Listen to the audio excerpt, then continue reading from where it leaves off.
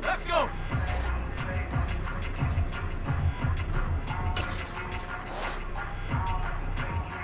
Ready?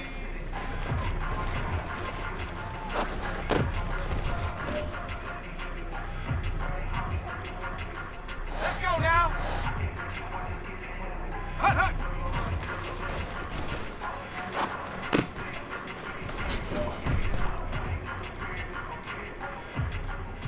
Come on, set! Check, go!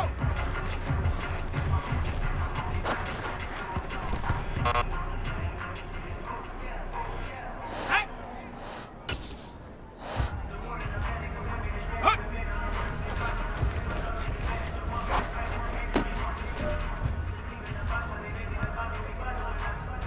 Ready! Get up!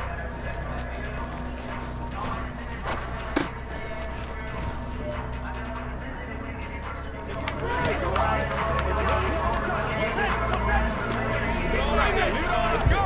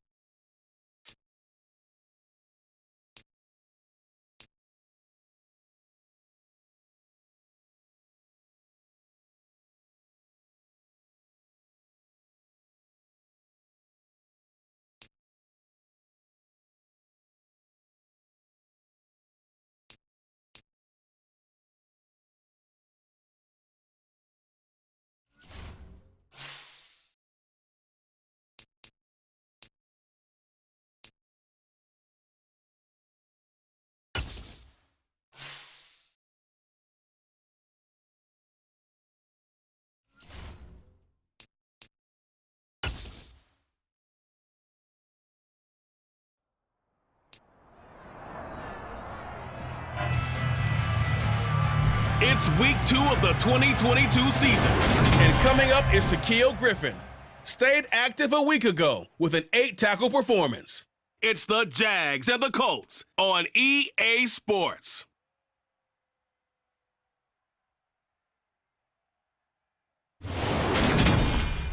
It originally opened in 1995 as Jacksonville Municipal Stadium when this franchise entered the NFL. We welcome you to Jacksonville and TIAA Bank Field. Today, after a crazy opening weekend, it's on to week 2, and we've got a good one here between the Indianapolis Colts and the Jacksonville Jaguars. With Charles Davis, I'm Brandon Gaudin, and CD, our matchup here in this one, as so many do, revolves around the quarterback position.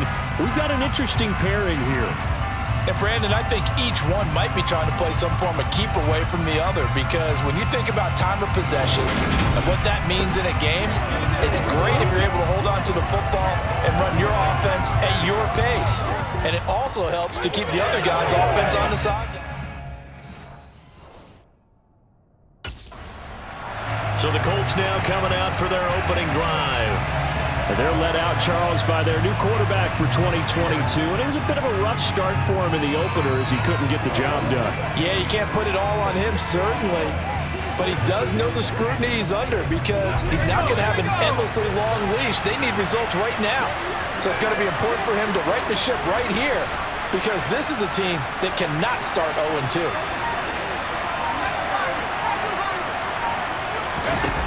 Throwing to start the drive.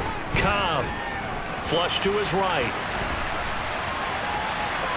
And he'll get this up past the 25 before he's out of bounds. Here's 2nd and 7 now from the 28. They'll run. This is Jonathan Taylor. That one a first down pickup of 8.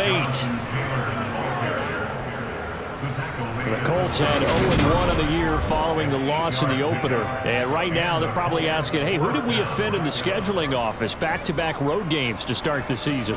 Yeah, that's a great question. I'll bet someone called the league office to protest, but sometimes it just shakes out that way. But if they can get out of this with a split, knowing they'll get those home games later in the season, it could be quite an advantage for them if they take care of business now. So from the 36 now, 1st and 10. Back to throw. Cobb. And that one's going to be off target and incomplete. A lot of times it's that first read that you had. Maybe you get it in pre-snap and he locked in on his target, but he was covered quite well, and that one's incomplete. On 2nd down, it's Taylor. And he is going to be stopped cold behind the line of scrimmage. This will be a loss of 3, and now a much tougher 3rd down looming. I think we got to give it up for him right there. That's a heck of an athletic move for a big man right in the middle of the line. How about the play he makes there? Nowhere to run, and he finishes that one off for a loss. Now on 3rd and long, they'll look to throw. And he takes a shot on the release as this will be incomplete.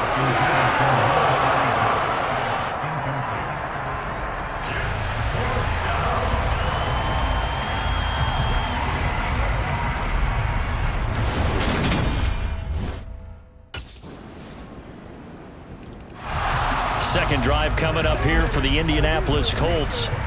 Early on, you know, Charles, every game could be called a measuring stick game, but I think when it comes within your division like this, it's a measuring stick game with a little extra intrigue. I would agree with that totally, because all division games have a little extra to them. But I like where this game is situated, because at this stage of the season, it has that little extra juice, but at the same time, it's not a make or break if this were, let's say, week 15, 16, somewhere in that neighborhood. And they get him down, but not before he takes it across the 40-yard line. Indianapolis moving the chains there on a gain of 12. Now, look, that wasn't a huge gain, but those are the types of carries I think they were missing in their loss last week. They couldn't get him going on the ground. Did you get the same feeling I did during our meetings, that they kind of regretted that he didn't touch the ball? Absolutely. You know, hey, he should have touched it more last week. They weren't going to make that same mistake, and they've taken care of that early.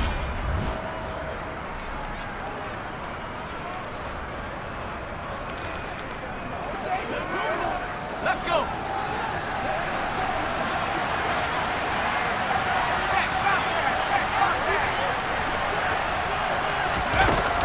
Back to Taylor on 1st down. And taking it across midfield and inside the 45. 15 more there, and they're on a roll. It's another 1st down. Well, they came into this game saying it was important that they set the tone and show that they can run the football. And I believe that they've done that here in the 1st quarter. Let's roll. Ready up.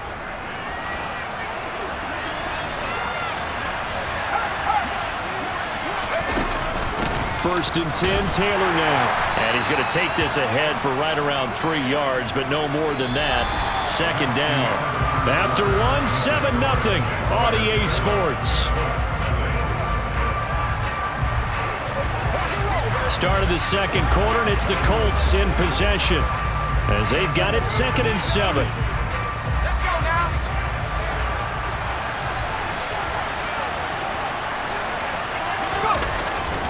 Now they'll switch it up here and look to throw. Got a man. It's complete to Jelani Woods. And he's going to have another first down as the tackle's made at the Jaguars' 28. Indianapolis moving the chains there on a gain of 12. A breakout season at the University of Virginia helped elevate Jelani Woods to day 2 of the draft and a new home in Indianapolis. A terrific athlete. Went to college as a quarterback at Oklahoma State before migrating to the tight end position. The Colts have got to be pretty happy having him in that spot and making plays like the one we just saw. He'll find Paris Campbell. That's complete. And taking it to the 15-yard line before he's brought down. It's a pickup of 12. Second play in a row with a 12-yard gain. And this has been a nice answer to the touchdown drive against them a few minutes ago because they've come out and reestablished the tempo. A nice throw there, and they're putting together a very strong drive as a response. Line of scrimmage, the 15. It's 1st and 10. They give to Taylor out of the gun. And able to surge forward for about 5 yards down to the 10. That's a strong pickup right there on first down. And as this drive goes on, we're seeing an offensive line and running game imposing its will. Ball sits on the 10, 2nd and 5. Again, it's Taylor. And he'll be brought down right on the edge of the goal line at about the 1-yard line. 9 yards on the play there, and it'll set him up 1st and goal. Well, if they continue to run the football this strong, right up the middle, I don't know if they can wait till halftime to make adjustments. They better find a way to get it done series to series. I don't know if they need to sub some guys out, bring in extra people, maybe change what they're doing on the defensive side of the ball. But right now, they're running the ball very well right at them and right up the middle. Taylor.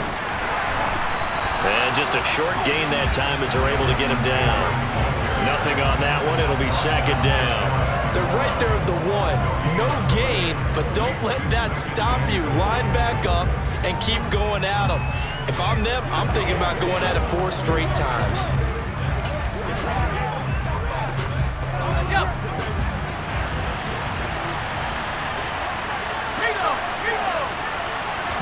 They'll go with the keeper, and he'll get in. He's over for the touchdown. A great effort there. His 2nd touchdown on the season. And the Colts are an extra point away now from tying this ball game. Good start to the season for him. He had the touchdown last week in the opener and a second one in week 2 now. How about the pace he's already established, right? Not sure he can keep it up for an entire season, but don't burst the bubble because he thinks that he can. Do guys go into a season with a goal for touchdown scored or yardage? What do you think? I think every single one of the guys who's...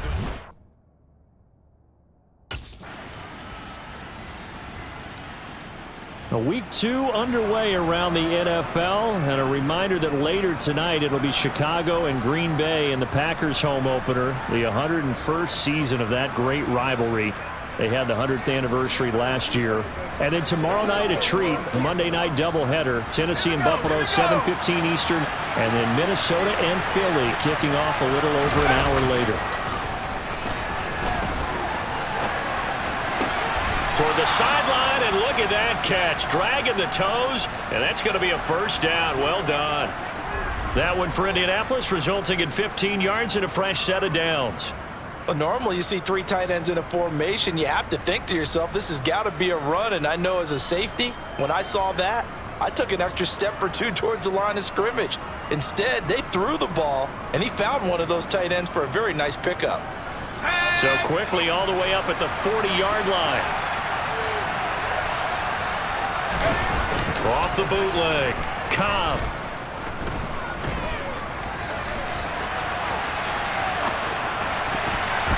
And an incomplete pass. That'll stop the clock here with just under a minute to play in half number 1. To this point, I've been impressed with the work defensively. They have not allowed a lot of receivers to run free. And there's another example, another incompletion.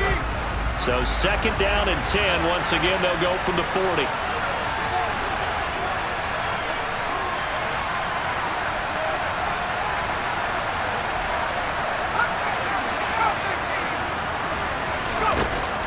Throwing again. Cobb.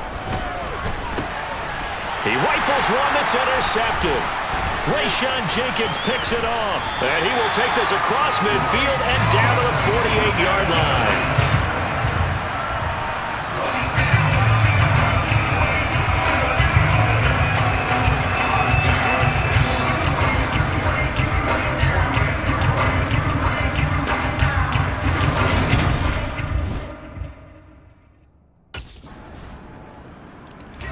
He'll try to shake off the cobwebs from the interception he threw on the previous drive that led to the field goal, as now they're dealing with a little bit bigger of a deficit. 1st and 10.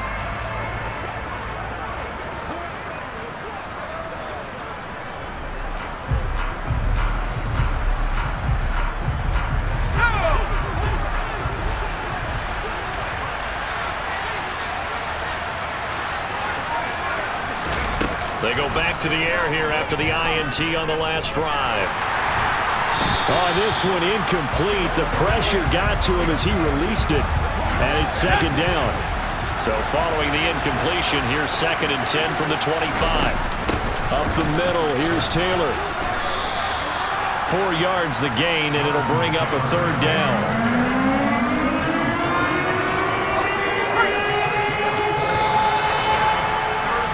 So we hit the halftime break here in Jacksonville with the Jags on top, as we now go downstate to Orlando and check in with Jonathan Coachman with our EA Sports Halftime Report. Okay, Brandon, we'll get you back to you and Charles in a bit, but first it's time for a trip around the NFL following an eventful opening weekend. Let's see what's happening in Week 2. We start with a couple of franchises looking to make a move here in 2022. Miami heading north to take on Baltimore. And they are just about ready to head to halftime with the Dolphins on top. Tyreek Hill, a touchdown reception. From there, we'll stay in the AFC North and head over to Cleveland to check on the Browns. And they have the lead over the visiting New York Jets. Nick Chubb has a touchdown run. Lastly, let's motor up to the Motor City. See what's happening with the Lions at home at Ford Field. As you can see, the score there in the 2nd quarter. Jamison Williams, a touchdown reception. On now to a look at the next-gen stats for the Colts in that first half. And they did have some success running the football in those first 2 quarters. And that might be something they continue to work on as they try to get back in this game. Meanwhile, for the Jaguars, you get a look at what they were able to do throwing the football. And whatever they've done, it's worked, as they have the lead through 2 quarters of play.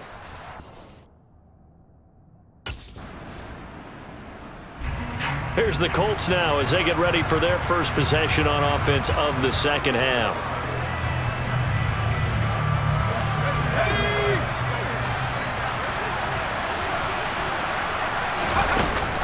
A carry by Taylor to start the drive. And he'll be brought down right at the 30 here.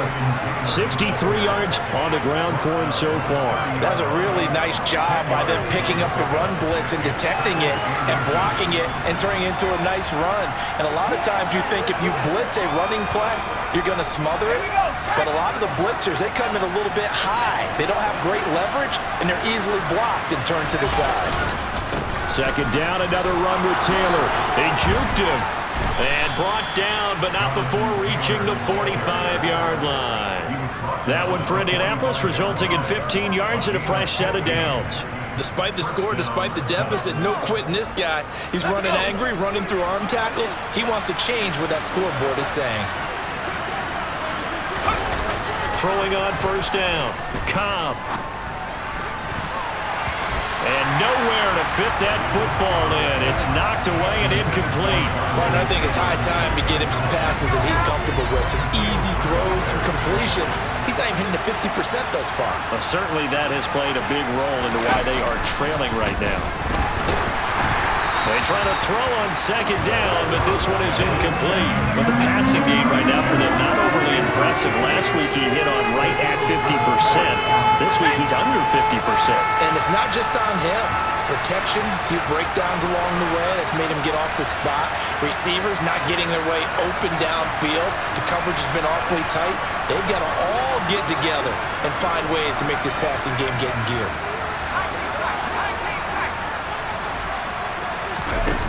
To throw on third down. Cobb. He rifles one, and that's going to be intercepted. Rayshawn Jenkins picks it off. And the Jaguars will have solid field position here as they take over at their 45-yard line.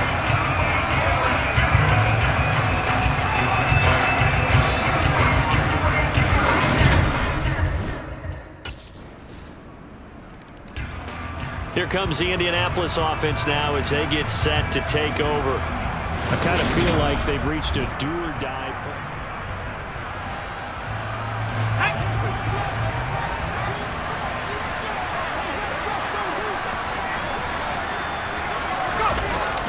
They'll run with Taylor to begin the drive.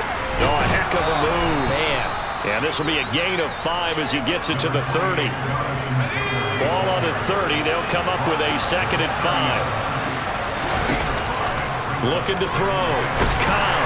And the Jags get to him as down he goes.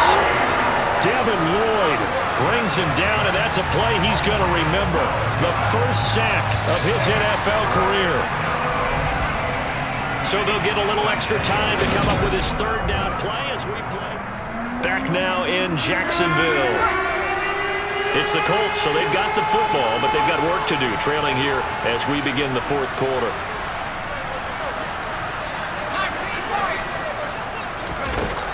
Throwing on 3rd and long. Cobb under pressure, and they got to him again. Devin Lloyd in there to record the 2nd sack of his young NFL career. So 2 sacks for the rookie, definitely making an impact here in year 1. And in a ton of different ways, because rushing the passer, that was supposed to be a skill that he was developing. Looks to me like he's figured it out already. And the Colts getting ready to go. Well, it's been a struggle so far for this offense, Charles. It's not only that they haven't been able to put the points up, but really stringing yards together has been a real issue for them in this one. I'm so glad you brought up the yardage, because I was thinking to myself, we've seen a lot of NFL games, and we've seen our share of lopsided contests, but in almost all of them, both offenses have put up at least 200 yards in a game, but not in this one. This has been a display of offense that, frankly, I think the two of us have watched from behind our hands, trying to spread our fingers wide enough to actually see the result. And he can't find a receiver, and he's brought down.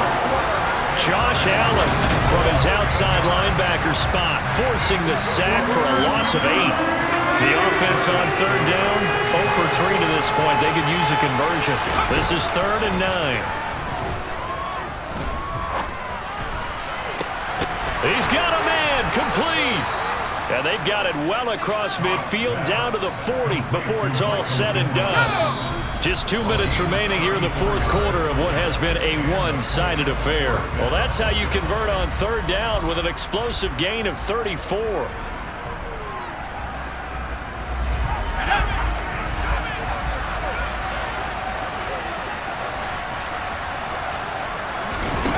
On 1st down, Cobb. And he'll be hit as he releases it, and that'll fall incomplete. And that's another play that's painted the picture of this game overall. It's been a blowout. It's been continually fueled by big turnovers and stops for one side and an inability to advance the ball from the other. And 2nd and 10, he'll look to throw again. And it's incomplete. Took a shot, couldn't connect. That's coverage you'd expect to see in a tie game late. Not in a lopsided game like this. They are not letting up.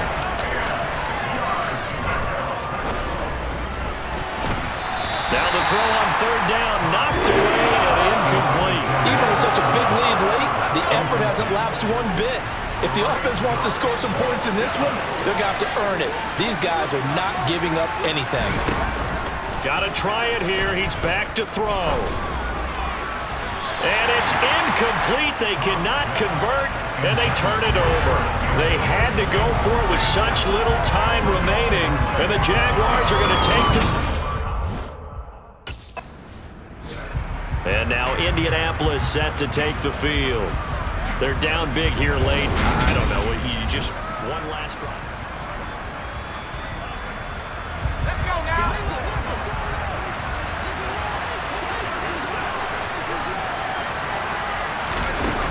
Throwing to start the drive. Cobb. That's going to be caught by Allie Cox. And he'll be taken down, but not before they work it across midfield. It's a gain of 35. Defensively, I know they have the comfortable lead here in the fourth, but they do not want to give up big plays like that. They want to finish strong. So oftentimes in this situation, you tighten up underneath in your coverage, and you bring your safeties back. They can pick up anything that leaks through.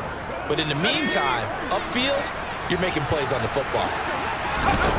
One final shot. They'll look to throw. One last shot at the end zone. And that will be incomplete. They were going for a consolation TD, but it was not to be. And time has run out now on this game. So this will be a win for Jacksonville. And it was their defense that really made the statement after the break. They pitched the second half shutout. Yeah, think about the team that just got vanquished. They did score in the second quarter.